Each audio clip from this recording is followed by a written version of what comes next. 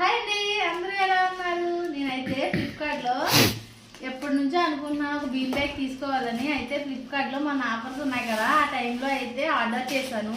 దీంట్లో బీన్స్ అయితే మనం సెపరేట్గా కొనుక్కోవాలి, ఓన్లీ బీన్ బ్యాగ్ ఒకటే వస్తుంది. ఇదైతే 900 పడింది. దీంట్లో ఒక పిల్లో ఒక స్టూల్ కూడా ఉందన్నమాట. ఇవన్నీ బీన్స్ వేసుకోవాలి.